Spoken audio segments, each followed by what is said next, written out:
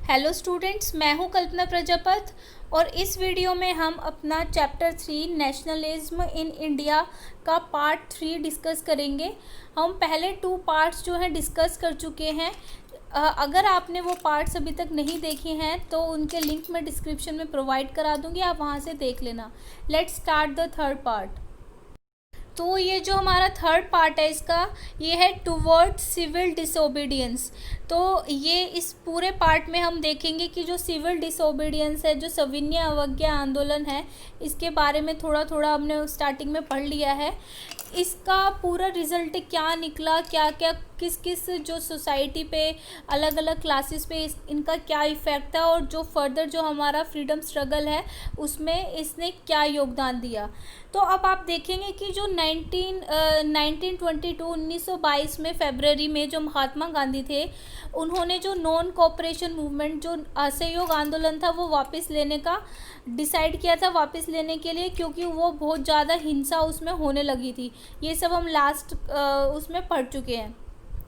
अब है कि उन्होंने फिर सोचा, महसूस किया कि जो मूवमेंट था बहुत ज़्यादा जगह पे वायलेंट हो रहा था, और जो सत्याग्रह का मतलब और स्वराज का मतलब हर किसी के लिए अपना अलग अलग था। कि हमने लास्ट में ये भी पढ़ा था कि जो सबके लिए जो है क्या कहते हैं, जो नॉन कोऑपरेशन मूवमेंट में और स्वराज का जो मतलब था वो अलग था, कि इंडिपेंडेंस का और इसका मतलब क्या है, वो सबके लिए नेशनलिज्म का मतलब अलग था।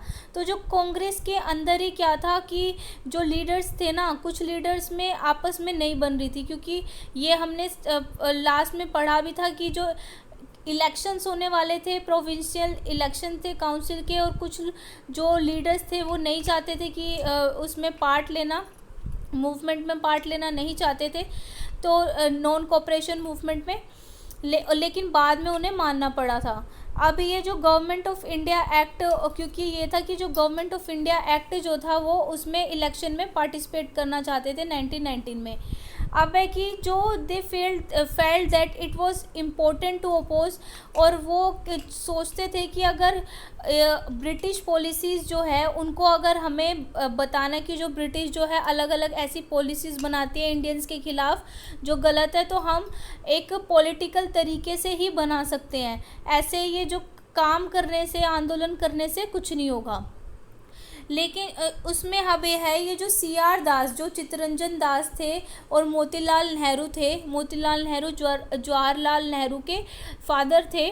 तो उन्होंने क्या कहा, जब उन्होंने देखा कि उनकी बातें नहीं माने जा रही और जो सब आंदोलन करने के लिए सोच रहे हैं कि बस हम जो गांधी जी ने कहा हम वही आंदोलन करेंगे, तो उन्होंने अपनी जो कांग्रेस में एक पार्टी बना ली, स्वराज पार्टी।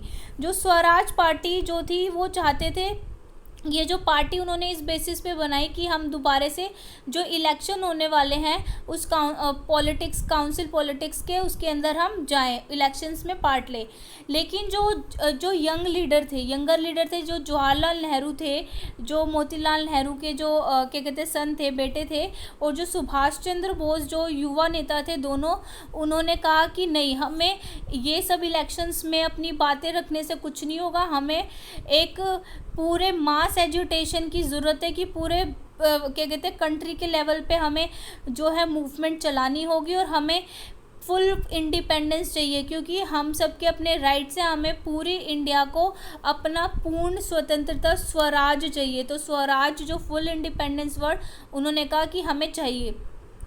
तो ये जो सिचुएशन थी, इसमें क्या हुआ, अलग जो इंडियन जो कांग्रेस थी उसी में डिबेट शुरू हो गई, एक इंटरनल डिबेट आपस में शुरू हो गई। उसके अंदर जो 2 फैक्टर्स थे, उन्होंने दोबारा से ये जो फैक्टर्स थे अलग अलग, दोनों के, यंगर्स के अलग विचार थे, एजड के अलग थे। तो पॉलिटिक्स जो है 2 पार्ट्स में डिवाइड हो गई 1920s के आते आते।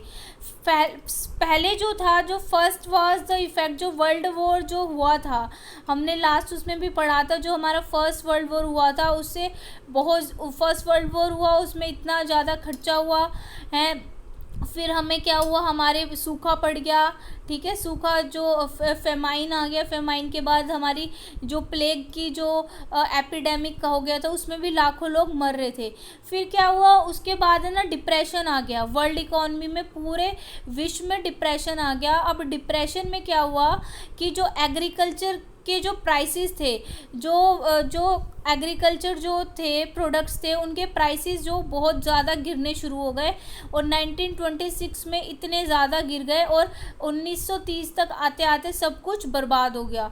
और जो थी कि जो डिमांड जो थी एग्रीकल्चर प्रोडक्ट्स की बहुत कम होती जा रही थी, और पहले जो किसान जो थे वो एग्रीकल्चर प्रोडक्ट्स, क्योंकि जो ब्रिटिश सरकार थी वो ज़बरदस्ती किसानों से किसकी खेती करवाती थी, वो करवाती थी इनकी कि क्या कहते हैं, जो क्या कहते हैं ड्रग्स, क्या कहते मेडिसिन्स हो गई, और ये ऐसी चीज़ों की खेती करवाती थी, जैसे नील की खेती हमने सुनी थी, ये सारी खेती उनसे करवाती थी जो वो खाने के लिए इतनी यूज़फुल नहीं थी। वो सिर्फ उनका मेन मोटिव था कि अर्निंग करनी है बाहर बेच के पैसा। और फिर क्या हुआ, अब पूरे विश्व में डिप्रेशन हो गया, अब एक्सपोर्ट हो नहीं रहा, और किसानों के पास ऐसी चीज़ें हैं जो खाने लायक है नहीं, तो फिर क्या है, और ऊपर से उन्हें क्या है, उनकी फसल बिक नहीं रही, और फिर उनको रेवेन्यू भी देने हैं, टैक्स भी देने, क्योंकि जो ब्रिटिश सरकार थी उनको तो सिर्फ अपने टैक्स से मतलब था कि आप टैक्स तो देना ही पड़ेगा चाहे आपकी फसल बिके या ना बिके। तो फिर जो 1930 में क्या हुआ, जो कंट्रीज में पूरी टर्मोइल मतलब खलबली सारे में मच गई। उसके बाद फिर था कि अगेंस्ट दिस बैकग्राउंड एक नई जो थी टोरी गवर्नमेंट, जो ये सब हो रहा था उस टाइम पे, जो सर जॉन साइमन थे, सर जॉन साइमन ने एक स्टैट्यूटरी कमीशन जो है, गवर्नमेंट ने एक स्टैट्यूटरी कमीशन बनाया, और उसमें सर जॉन साइमन के नेतृत्व में अंडर की उसका जो ऑब्जर्वेशन है, उसके जो लीडरशिप है वो करेंगे। अब जो सेटअप इसको, ये जो ब्रिटिश गवर्नमेंट ने ये कमीशन इसलिए बनाया था जिससे कि जो ये नेशनल मूवमेंट हो रहे हैं, कि ये जो सिविल डिसोबीडियंस मूवमेंट चल रहे हैं और जो फर्दर ये मूवमेंट चल रहे हैं, इन सब को नॉन कोऑपरेशन मूवमेंट वगैरह, इसको ध्यान से देखे हैं और ध्यान से देखिए, इसके ऊपर प्रॉब्लम जो है, प्रॉब्लम को सॉल्व करे और सारी चीज़ों को देखे, ये सब उन्होंने बताया था। जो प्रॉब्लम थी, the problem was that the commission did not have a single, और जो ये बनाया ना, इस कमीशन के अंदर एक सिंगल पर्सन इंडियन मेंबर नहीं था। और जबकि हमने डिस्कस किया था कि ये जो रूल्स रेगुलेशन ये पूरा चलता था ना, मेंबर्स तो उसमें इंडियन ही होते थे, जो लीडर होते थे वो अंग्रेज़ होते थे, बाकी जो पुलिस वाले थे वो भी सारे हिंदुस्तानी थे हर चीज़ में, बस उनका जो कैप्टन होता था, जो लीड करता था, वो अंग्रेज़ होता था। अब उसमें एक भी इंडियन नहीं था, ठीक है, सारे के सारे क्या थे, ब्रिटिश थे। फिर जो हुआ, जो साइमन कमीशन, फिर क्या, जब 1928 में आया, 1928 में जब साइमन कमीशन इंडिया में आया, तो सबने क्या किया, गो बैक साइमन। तो फिर सबने एक स्लोगन बोला सबने मिलकर कि go back Simon, Simon commission वापस जाओ। जितनी भी पार्टीज थी इंक्लूडिंग कांग्रेस या मुस्लिम लीग जो थी, उन्होंने ये डेमोन्स्ट्रेशन किया कि साइमन कमीशन वापस जाओ, गो बैक साइमन। फिर जो in an effort to win them over, जो ये सब क्या कहते हैं सिचुएशन को हैंडल करने के लिए फिर लॉर्ड इरविन आए। लॉर्ड इरविन ने अनाउंस किया अक्टूबर 1929 को एक vague offer to dominion status for India in an unspecified future कि and a round table conference to discuss a future constitution. फिर उन्होंने अनाउंस किया कि हम क्या करते हैं, एक डोमिनियन स्टेटस देंगे इंडिया को, और जो है एक स्पेसिफाइड, तो उसके लिए उन्होंने जो एक राउंड टेबल कॉन्फ्रेंस होनी थी। राउंड टेबल कॉन्फ्रेंस क्या होता है कि पहले एक मान लो एक बहुत बड़ी सी टेबल है और उसके चारों ओर सब बैठ के डिस्कशन करते हैं, तो इसलिए इसका नाम राउंड टेबल कॉन्फ्रेंस थी कि जो भी आपकी दिक्कत है, जो भी चीज़ें हैं, हम वहाँ पे डिस्कस करेंगे कि फ्यूचर में हम क्या करना चाहते हैं, इंडिया को एक कॉन्स्टिट्यूशन देना चाहते हैं, और आप उसके ऊपर आइए और अपना अपना डिस्कस करिए कि आपको कैसा कॉन्स्टिट्यूशन इंडिया के लिए चाहिए। फिर जो था कांग्रेस जो थी ये कांग्रेस के लीडर इन सब चीज़ों से सेटिस्फाई नहीं थे, क्योंकि वो जो लॉर्ड इरविन और ये जो ब्रिटिश सरकार थी ये सिर्फ इनकी चाल थी, वो कुछ नहीं करना चाहते थे इंडिया के लिए।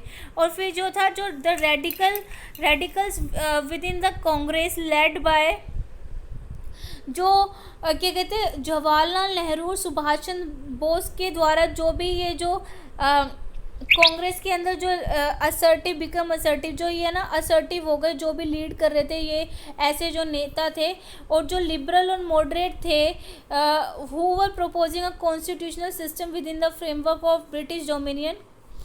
तो और जो लिबरल्स जो पार्टी थी, जो लिबरल्स और मॉडरेट्स थे, जो मध्यम वर्ग के थे, वो चाहते थे कि वो इस जो ब्रिटिश डोमिनियन जो ब्रिटिश ने जो ये फ्रेमवर्क बनाया है उसमें जाएं और इन्फ्लुएंस को क्या करें उन्होंने मतलब ये कहा, जो ये चाह रहे थे ना, जो ब्रिटिश ने जो ये डोमिनियन बनाया था कि हम आपके लिए ये जो एक कॉन्स्टिट्यूशन के बारे में डिस्कस करेंगे, तो इनका जो फेवर कर रहे थे ना उन जो नेताओं को फिर लोगों ने क्या कर दिया, उनका इन्फ्लुएंस कम होने लगा कि जो फेवर कर रहे थे। फिर क्या हुआ, दिसंबर 1929 को जो प्रेसिडेंसी जो थी, जो जवाहरलाल नेहरू की जो प्रेसिडेंसी थी, उन्होंने the Lahore Congress formalise the demand for, तो वो जवाहरलाल नेहरू और जो सुभाष चंद्र बोस थे, तो उन्होंने क्या किया, वो युवा नेता थे, तो जवाहरलाल नेहरू ने लाहौर जो अधिवेशन हुआ वहाँ पे डिमांड की कि ये डोमिनियन से कुछ नहीं होगा, हमें क्या चाहिए, हमें पूर्ण स्वराज चाहिए, फुल इंडिपेंडेंस चाहिए इंडिया को। ये जो फालतू की जो चीज़ें जो बना रहे हैं ना ब्रिटिश गवर्नमेंट कि ब्रिटिश डोमिनियन, ये सब कुछ नहीं है।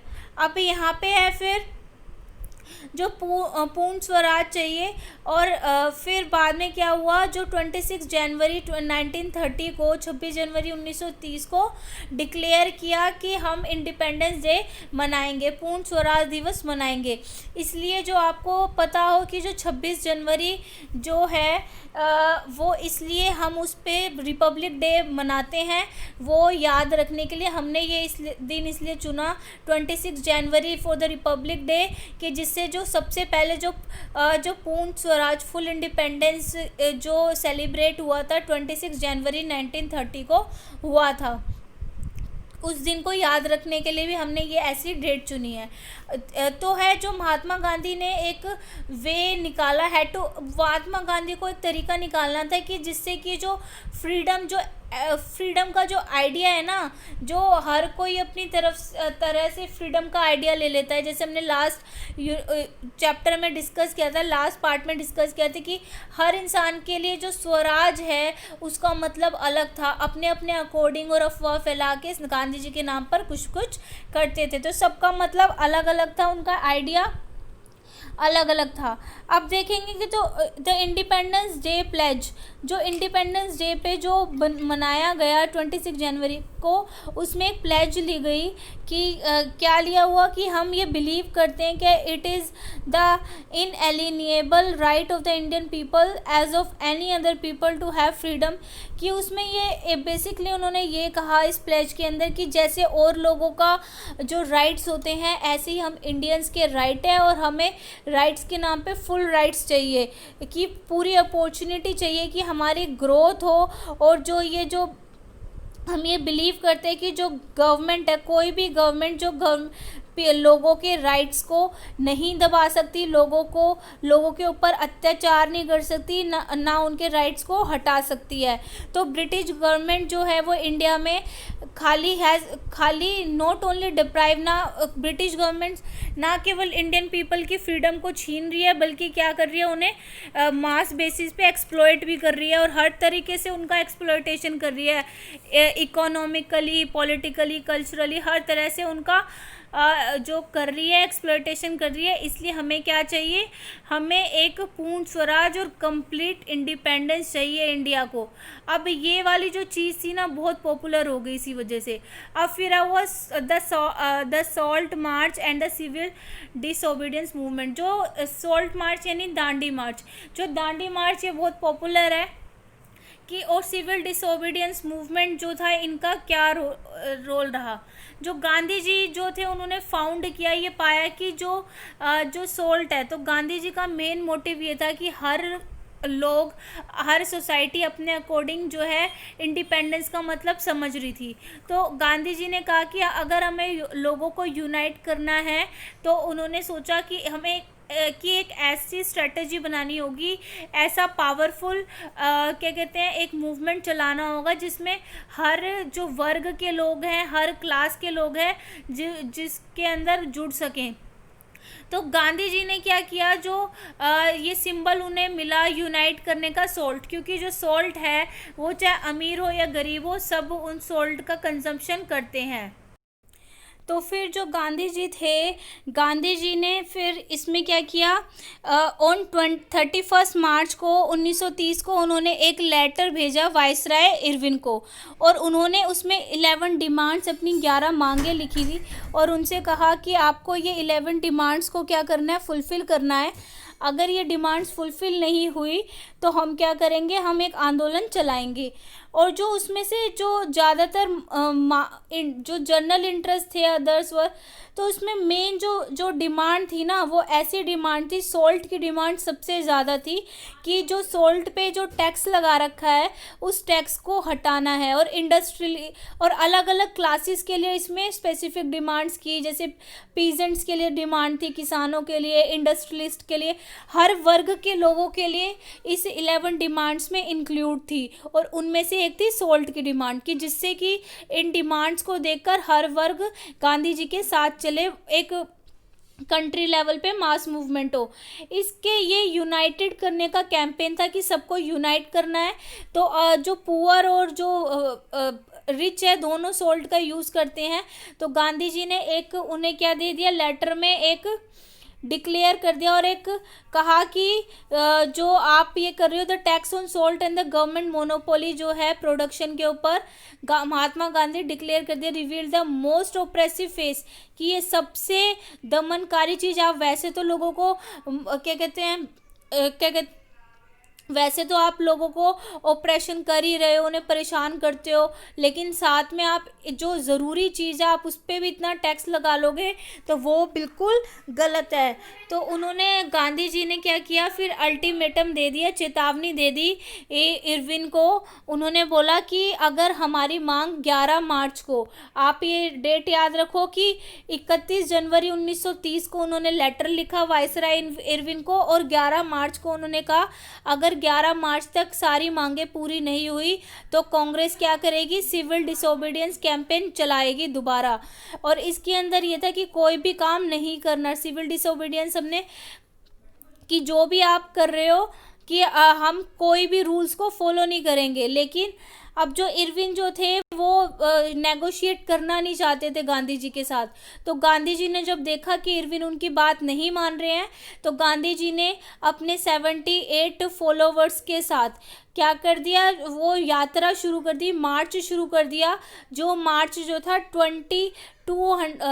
240 माइल्स का जो मार्च उन्होंने निकाला। और वो जो मार्च था वो गांधी जी के फ्रॉम गांधी जी के आश्रम से वो शुरू हुआ, साबरमती से, और वो गुजरात के कोस्टल टाउन दांडी तक गया। तो वहाँ वो रोज़ क्या करते थे, अपने फॉलोवर्स के साथ, जो 78 फॉलोवर्स थे, वो 24 दिन तक उन्होंने ये वो स्टार्टिंग हुई, और 10 माइल्स एक डे चलते थे। और जहाँ जहाँ वो रुकते थे वहाँ हज़ारों लोग उनसे मिलने आते थे, उन्हें सुनने आते थे। और जहाँ भी जाते थे और वो जो सभाएं होती थी वहाँ पे वो उन्हें बोलते थे, लोगों को समझाते थे कि स्वराज का असली मतलब क्या है और हमें सब कुछ कैसे करना है। हमें पॉजिटिव होके और अहिंसा से करना है, ठीक है। हमें वॉयलेंट बिहेवियर नहीं रखना, नॉन वायलेंस रखनी है। तो 6 अप्रैल को वो दांडी पहुँचे और दांडी पहुँच के उन्होंने क्या किया, सबसे पहले उन्होंने जो सॉल्ट बनाने का जो रूल था उसको उन्होंने तोड़ा और उन्होंने सी वाटर को बॉईल किया। बॉईल करने के बाद उन्होंने नमक बनाया। नमक बना के उन्होंने एक तरह से सिविल डिसोबीडियंस चला दिया। तो ये जो बिगनिंग थी, ये शुरुआत थी सिविल डिसोबीडियंस मूवमेंट की। फिर उसके बाद जो मूवमेंट था वो अलग अलग फॉर्म में नॉन कोऑपरेशन मूवमेंट अलग अलग लोगों के लिए चला और पीपल को कहा गया, लोगों को कहा गया ना आज कि वो किसी भी प्रकार का कोऑपरेशन सहयोग देना लोगों को बंद कर दे, ब्रिटिश सरकार को देना बंद कर दे। तो ये उसकी एक इमेज है दांडी मार्च की 78 फॉलोवर्स के साथ। इसमें जो ब्रिटिश थी उन्होंने क्या कहते हैं 1921 से 22 तक ये हमारा जो है ये चला और अब thousands in different parts of the country बहुत सारे लोगों ने क्या कहते हैं फिर ये सॉल्ट लॉ तोड़ा और खुद क्या किया, मैन्युफैक्चरिंग करी उसका। और सॉल्ट की फैक्ट्रीज़ जो गवर्नमेंट ने सॉल्ट की फैक्ट्रीज लगा रखी थी, उन फैक्ट्रीज के सामने इन सब चीज़ों को तोड़ा और ये मूवमेंट पूरा स्प्रेड हो गया। फिर फॉरेन जो क्लॉथ थे सब उसका बहिष्कार होने लगा। जो लिकर शॉप थी, शराब की दुकानें थी, उनकी पिकेटेड होने लग गई। पिकेटेड का मतलब बताया था मैंने लास्ट क्लास में कि जब हम कोई भी किसी जगह जाने से जब बहुत सारे लोग इकट्ठे होके मना कर देते हैं, उसका रास्ता रोक लेते हैं। और पीजेंट जो थे उन्होंने भी मना कर दिया कि हम जो चौकीदारी टैक्सीज हैं वो गवर्नमेंट को नहीं देंगे। और जो विलेज के ऑफिशियल्स थे उन्होंने रिज़ाइन कर दिया। और क्या कहते हैं जो रिज़र्व फॉरेस्ट जो थे कि आप फॉरेस्ट में नहीं जा सकते, तो लोग उस फॉरेस्ट के रूल्स तोड़ने लगे, फॉरेस्ट में जाने लगे, वहाँ पे एनिमल्स को ग्रेज कराने लगे। अब ये सब हरकतों से जो ये हो रही थी मूवमेंट से ब्रिटिश गवर्नमेंट, कॉलोनियल गवर्नमेंट बहुत परेशान हो गई और उन्होंने क्या किया, अब अरेस्ट कांग्रेस के जो भी लीडर थे ना उनको पकड़ के वो अरेस्ट कर लेते थे। और फिर जो है बहुत सारी जगहों पे जब वो ऐसे करते थे तो क्लैशेस होने लग गए गवर्नमेंट के साथ उनके। फिर जो थे जो अब्दुल गफ़ार खान जो थे, अब्दुल गफ़ार खान महात्मा गांधी के बहुत अच्छे शिष्य थे, डिसिपल थे। फिर उनको भी क्या है, अब्दुल गफ़ार खान को अरेस्ट कर लिया अप्रैल 1930 में। फिर जब उनको अरेस्ट किया गया तो लोग बहुत ज़्यादा, जो क्राउड था एंग्री हो गया और जो पेशावर की जो गलियों में बहुत सारे क्या हो गए, काफ़ी सारी कार्स को और इन सब को जला दिया गया और पुलिस ने फायरिंग की। बहुत सारे लोग मर गए इसके अंदर। और 1 महीने बाद महात्मा गांधी को भी अरेस्ट कर लिया गया शोलापुर में, अरेस्ट कर लिया गया। फिर उसकी जब उनको अरेस्ट कर लिया गया तो इंडस्ट्रियल वर्कर जो थे शोलापुर के, कि वो गुस्सा हो गए कि गांधी जी को अरेस्ट कर लिया, तो उन्होंने जो शोलापुर में पुलिस की जो पोस्ट थी वहाँ पर हमले कर दिए। जो भी सरकारी म्यूनिसिपल की बिल्डिंग दिखती थी, लॉ कोर्ट्स दिखते थे, रेलवे स्टेशन दिखते थे, हर ब्रिटिश सरकार की जो बिल्डिंग्स थी सब पे हमले शुरू कर दिए। फिर गवर्नमेंट ने क्या किया, इसको कहा कि आप ऐसा करोगे तो गवर्नमेंट ने और ब्रूटल रिप्रेशन अपनाया कि लोगों को कुचलने का। और जो भी पीसफुली अगर कोई चल रहा होता था ना सत्याग्रही, तो उस पर भी वो अटैक करते थे, वुमेन और चिल्ड्रन को पीटते थे और कम से कम 1 लाख लोगों को उन्होंने गिरफ्तार कर लिया, अरेस्ट कर लिया। ये जो सिचुएशन थी, महात्मा गांधी ने दोबारा से ऐसी सिचुएशन को देखते हुए उन्होंने ये जो मूवमेंट था उसको बंद कर दिया और और फिर वो इरविन के साथ उन्होंने एक समझौता किया 5 मार्च 1931 को। ये जो समझौता था, इस पैक्ट में ये था कि गांधी और इरविन ने है वो बोला गांधी जी को कि हम डिस्कशन करेंगे सब चीज़ों पे, आप क्या है राउंड टेबल कॉन्फ्रेंस में आइए। और जो पहली जो कॉन्फ्रेंस हुई थी उसको कांग्रेस बॉयकॉट कर चुकी थी। फिर ये गांधी जी जो सेकंड कॉन्फ्रेंस थी राउंड टेबल कॉन्फ्रेंस, उसमें गए। और जब गांधी जी वहाँ गए तो गांधी जी को बहुत डिसअपॉइंट होना पड़ा, वहाँ पे उनको कोई अच्छा नहीं लगा लंदन में जो हुई। फिर जब वो बैक इंडिया वापस आए तो उन्होंने देखा कि ब्रिटिश ने ये एक चाल चली थी, उन्हें तो कॉन्फ्रेंस में भेज दिया और यहाँ पे जो एक उन्होंने नया तरीका अपना लिया लोगों को परेशान करने का, उनको दमनकारी कुचलने का।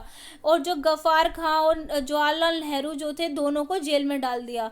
जो कांग्रेस थी हैड बीन डिक्लेयर्ड, और कांग्रेस को इलीगल डिक्लेयर कर दिया था। और जो a series of measures have been imposed, और जो मीटिंग्स होती थी और इन सब पे भी क्या कर दिया था, रिस्ट्रिक्शंस लगा दी थी, बॉयकॉट और की बहुत कड़े कानून उन्होंने बना दिए थे। With great apprehension Mahatma Gandhi ने दोबारे से कहा, जब देखा ना कि ब्रिटिश गवर्नमेंट ने ये चाल चली है, तो उन्होंने दोबारे से सिविल डिसोबीडियंस मूवमेंट स्टार्ट कर दिया। और ये जो मूवमेंट था 1 साल तक चला, लेकिन 1934 तक आते आते ये मूवमेंट क्या था, इसका मोमेंटम जो था वो बहुत ठंडा पड़ गया। अब जो है, to the altar of this revolution we have brought our youths as incense.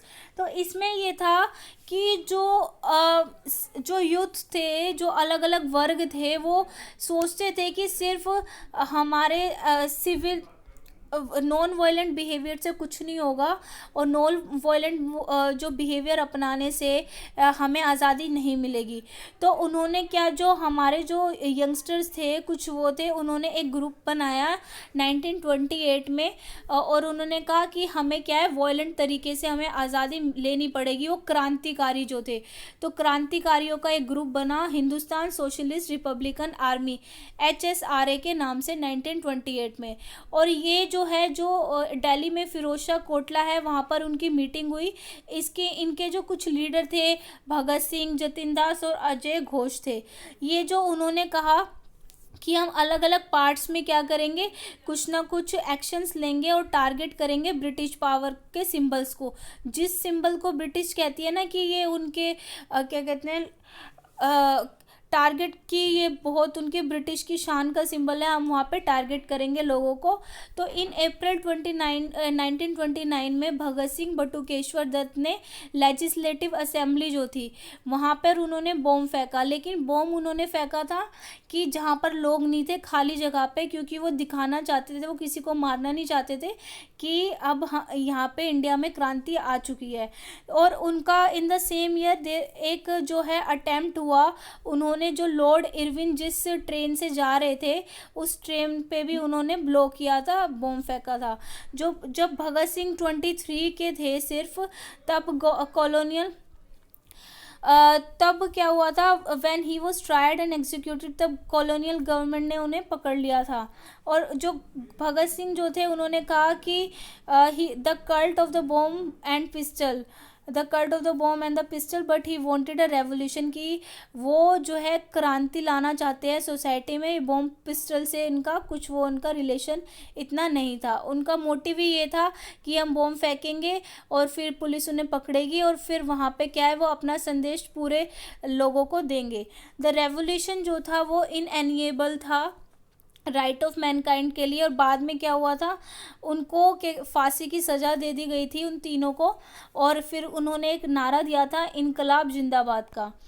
अब आप देखेंगे इसके अंदर है कि जो अलग अलग पार्टिसिपेंट्स थे मूवमेंट में, उन्होंने कैसे पार्ट लिया। इसमें सबसे पहले हम देखेंगे कि जो गुजरात में जो पाटीदार जो गुजरात के और उत्तर प्रदेश के जो जाट थे, जो अपने आप को स्वर्ण कहते थे, वो क्या थे, उन्होंने कमर्शियल क्रॉप्स जो थी उन पे उन्होंने जब देखा कि जो डिप्रेशन हो रहा है और प्राइसेस फॉल हो रहे हैं, तो उन्होंने कहा, मूवमेंट में पार्ट लेना स्टार्ट कर दिया, क्योंकि जो उनकी जो कैश इनकम थी वो डिसअपियर्ड हो रही थी। दे फाउंड इट इम्पॉसिबल, उनके लिए बहुत मुश्किल हो रही थी कि गवर्नमेंट को रेवेन्यू दे, टैक्सेस दे। और फिर उन्होंने गवर्नमेंट को मना कर दिया कि हम कोई भी टैक्स आपको नहीं देंगे। जो रिच पीजेंट थे, वो सपोर्टर थे सिविल डिसोबीडियंस मूवमेंट का, वो सपोर्ट करते थे और हमेशा ऑर्गेनाइजिंग देयर कम्युनिटी एंड और and at times forcing reluctant members, और जो लोग इसमें पार्टिसिपेट नहीं करते थे उनको भी बोलते थे कि आप भी क्या है इस मूवमेंट का हिस्सा बनिए। और उनके लिए जो वो है उनके लिए जो स्वराज का मतलब था, जैसे हमने डिस्कस किया है कि हर इंसान के लिए, कम्युनिटी के लिए स्वराज का मतलब अलग था। तो उनके लिए स्वराज का मतलब था कि हाई रेवेन्यू उन्हें ब्रिटिश सरकार को ना देने पड़े, उनके लिए यही था। और फिर क्या हुआ कि 1931 में वो डिसअपॉइंट हो गए जब गांधी जी ने जो मूवमेंट था वापस ले लिया, और जब दोबारा स्टार्ट किया मूवमेंट तो उन्होंने रिफ्यूज़ कर दिया कि अब हम दोबारा इसमें हिस्सा नहीं लेंगे। लेकिन अब वो आपने अमीर किसानों की देखी, अब जो पुअर पीजेंट्री थे, जो पुअर जो किसान थे, जो ज़मीन किराए पे लेकर फिर खेती करते थे, जो स्मॉल टेनेंट्स थे, वो बहुत परेशान थे। और उनके लिए स्वराज का मतलब ये था कि उनको क्या है, उनका शोषण ना हो, डिप्रेशन ना हो उनका। और जो डिप्रेशन के टाइम पे भी उन्हें क्या होता है, उनको टैक्स देने पड़ते हैं, और वहाँ पे जिनकी जो ज़मीन है वहाँ पे रेंट भी देना पड़ता है।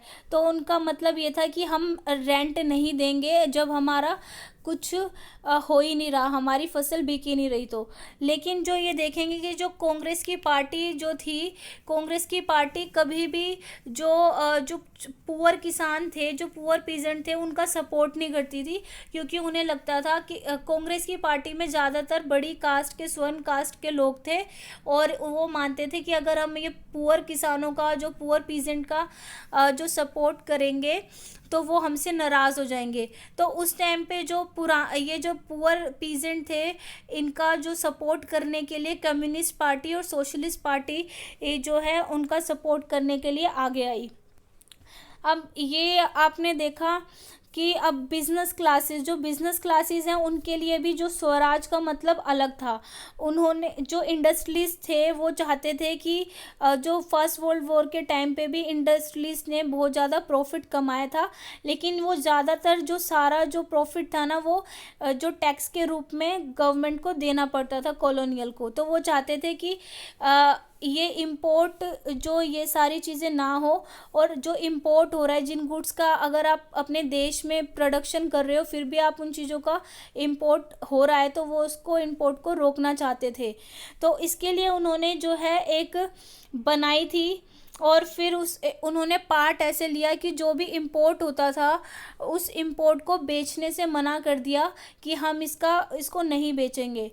और फिर ऐसे उन्होंने सिविल डिसोबीडियंस का पार्ट बने वो, और उन्होंने दो जो है फेडरेशन बनाई। एक तो थी इंडियन इंडस्ट्रियल और कमर्शियल कांग्रेस 1922, और दूसरी जो आज भी बहुत फेमस है, फिक्की मतलब federation of the Indian chamber of commerce and industry 1927 में।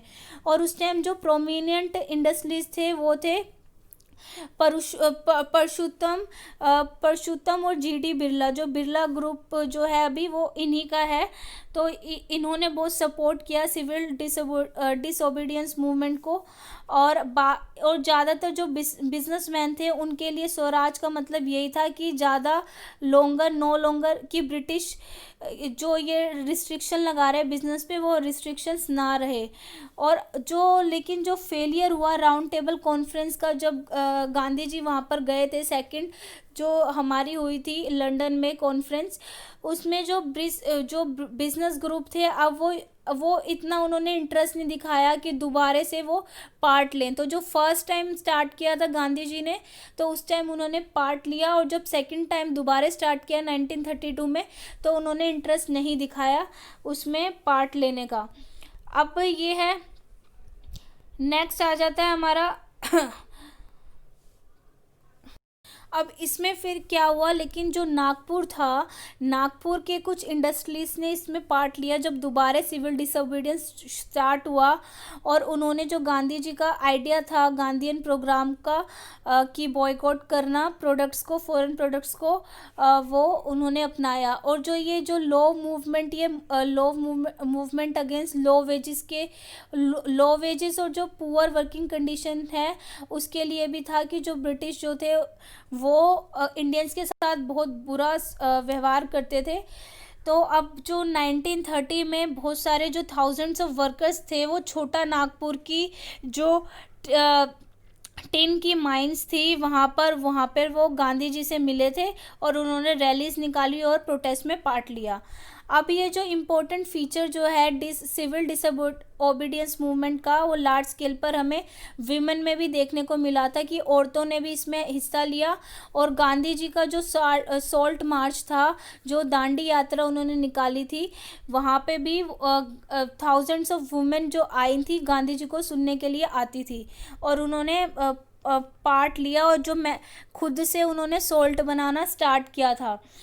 अब ये जो आप देखेंगे कि इसमें ये है कि अब लिमिट्स ऑफ सिविल डिसोबीडियंस की लिमिट्स क्या क्या थी।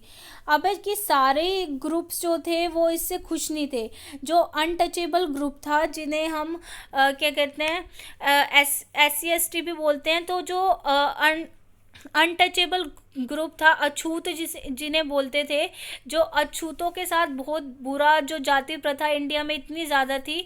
अब भी मतलब आप देखेंगे कि गांव में ऐसा ही होता है उनके साथ, और उस टाइम तो बहुत ज़्यादा बुरा हाल था उनका। तो वो बिल्कुल भी इस चीज़ का वो हिस्सा नहीं बनना चाहते थे। उनकी जो क्योंकि उन्हें तो एक तो ब्रिटिश सरकार भी उन्हें क्या ऑपरेस करती थी, साथ में जो अपर कास्ट वाले थे वो भी उनका ऑपरेशन करते थे। तो वो बहुत परेशान थे और जो कांग्रेस का साथ वो देते ही नहीं थे, क्योंकि उन्हें लगता था कि जो कांग्रेस है वो अमीरों की पार्टी है और वो ऊंची कास्ट वालों की पार्टी है, वो दलितों के लिए कोई काम नहीं करती। तो और कांग्रेस ने क्या करता था, फॉर द लॉन्ग और जो कांग्रेस करती भी ऐसा थी। लेकिन जब गांधी जी ने देखा कि अगर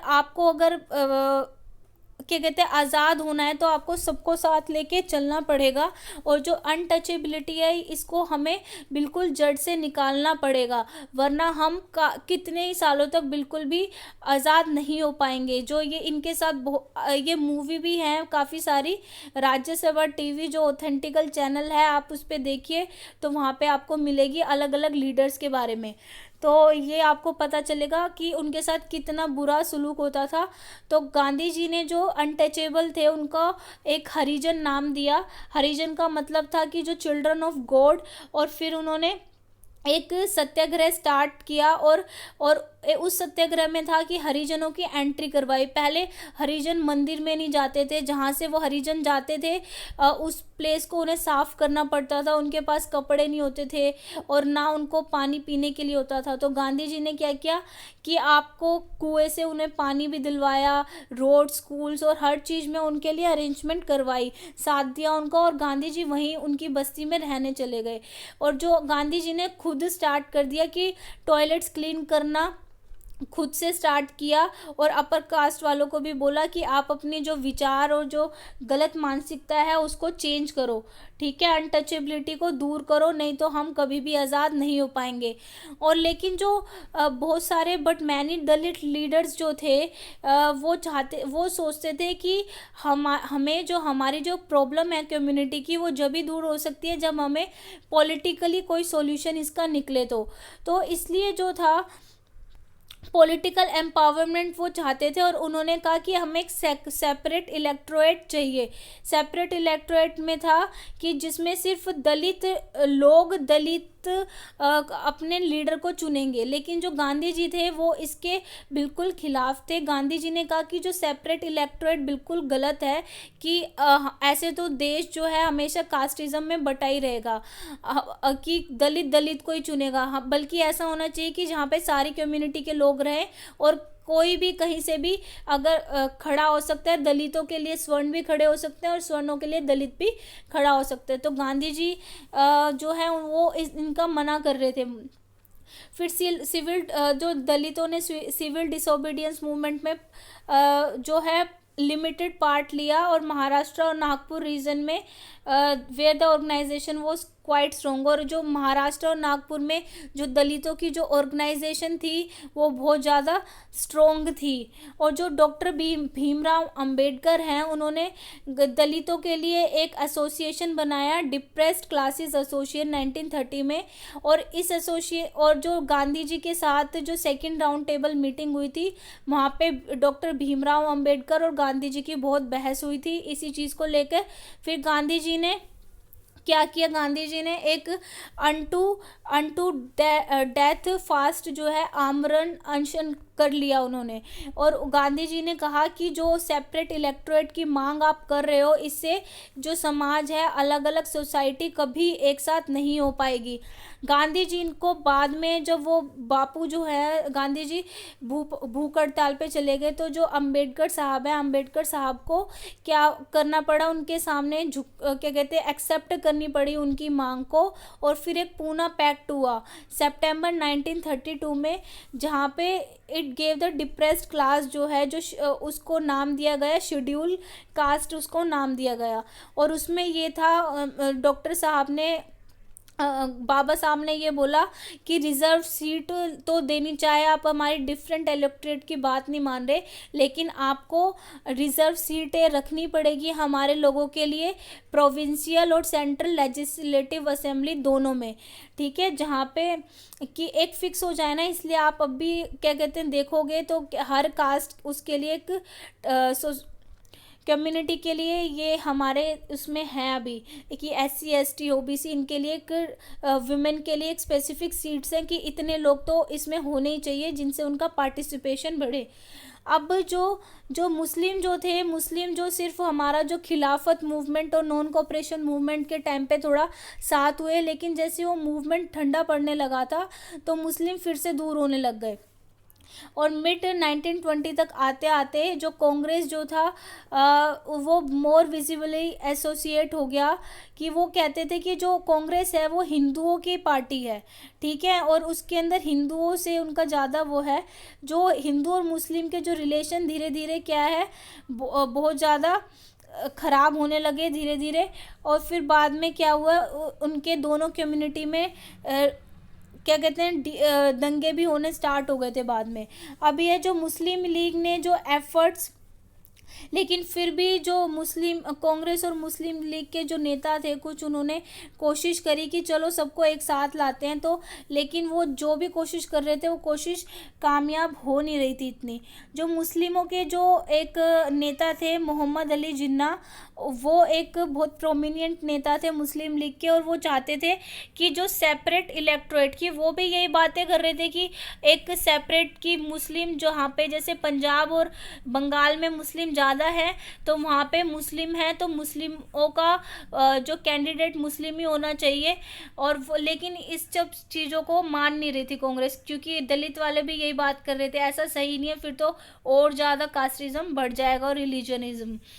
तो लेकिन जो ये जो ऑल पार्टीज कॉन्फ्रेंस जो हुई 1928 में डिसअपियर्ड व्हेन MR जायकर जो थे हिंदू महासभा के, जो उन्होंने इसका ये जो था मोहम्मद अली जिन्ना जो कॉम्प्रोमाइज़ करना चाहते थे, ऐसे कह के उनका विरोध शुरू कर दिया कि ये चीज़ जो आप मांग रहे हैं वो गलत है।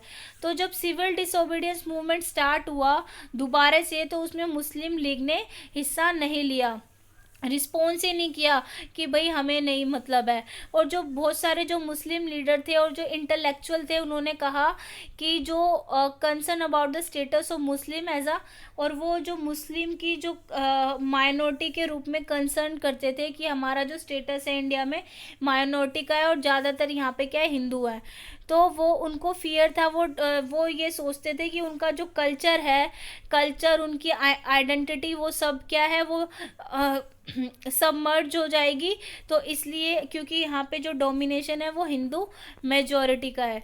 तो ये है एंड ऑफ द वीडियो। अगर आपको वीडियो पसंद आई हो तो वीडियो को शेयर कीजिए, और आपको अभी फर्दर जो हम 2 पार्ट्स डिस्कस कर चुके हैं उसे देखिए, तभी आपको बेस का पता चलेगा। और अभी हम नेक्स्ट वीडियो में लास्ट पार्ट इसका कंप्लीट कर लेंगे। वीडियो अगर कोई फिर भी डाउट है तो आप कमेंट्स में पूछिए। वीडियो को लाइक करना ना भूलिए, चैनल को सब्सक्राइब कीजिए। Thank you, God bless you all.